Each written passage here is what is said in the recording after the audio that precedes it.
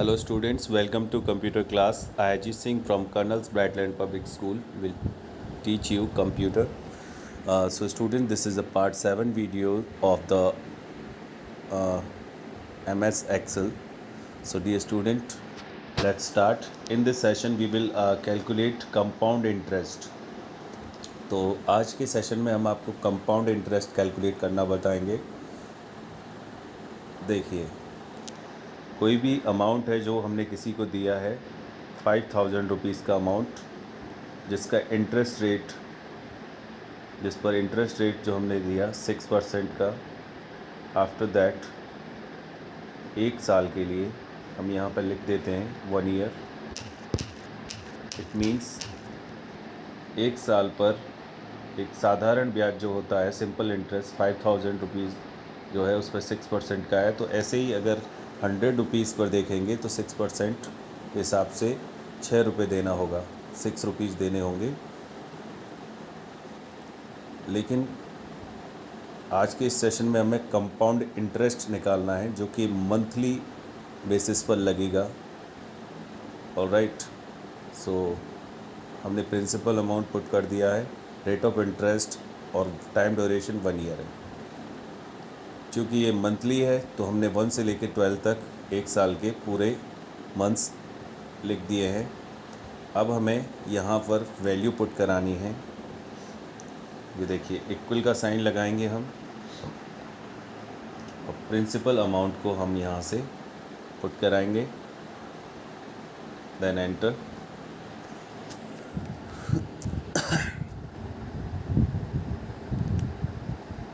अब second row में जहाँ पे हमें इंटरेस्ट निकालना है, इसमें क्लिक करेंगे और ये वाली वैल्यू जो प्रिंसिपल अमाउंट है, इसको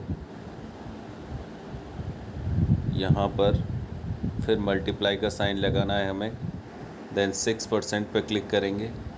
अब ये हमें वैल्यू जो ड्यूरेशन है हर मंथ के लिए, ये रेट ऑफ इंटरेस्ट फिक्स रहेगी। तो हमें इस सेल को जो है फिक्स करना पड़ेगा, अदरवाइज़ हम जब भी निकालेंगे तो गलत कैलकुलेशन होगी हमारी। इसके लिए हमें क्या करना पड़ेगा, इस सेल का एड्रेस B3 है, तो हम यहाँ तो अगर लैपटॉप पे कंप्यूटर पे काम कर रहे होते हैं तो उसे सेलेक्ट कर सकते हैं। अगर आप नहीं कर रहे हैं तो आपको डॉलर का साइन लगाना है B के दोनों तरफ।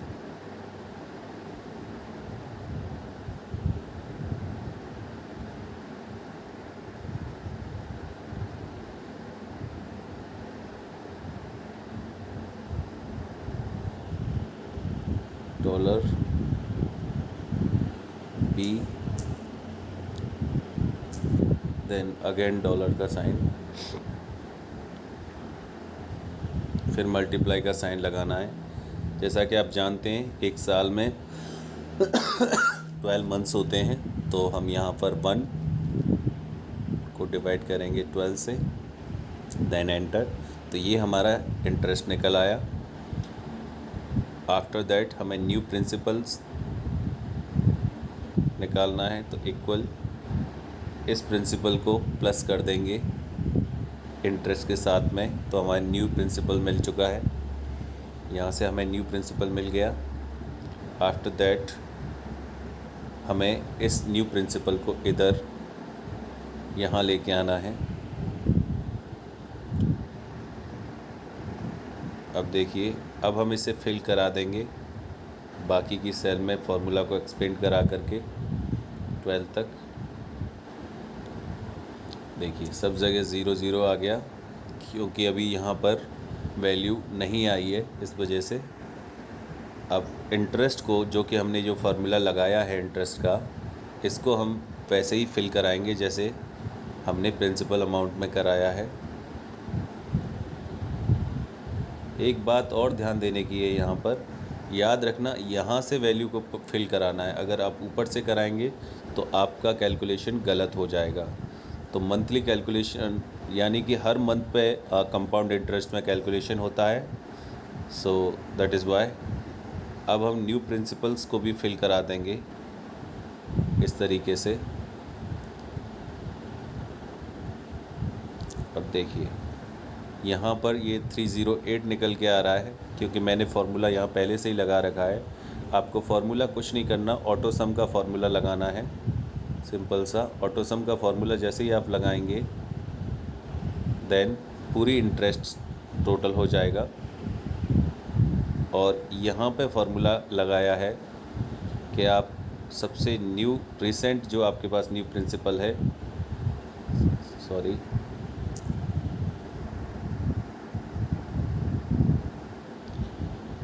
इस वाले न्यू प्रिंसिपल को में से लेस कर देंगे सबसे पुराना प्रिंसिपल, यानी कि 5000 माइनस कर देंगे इसमें से।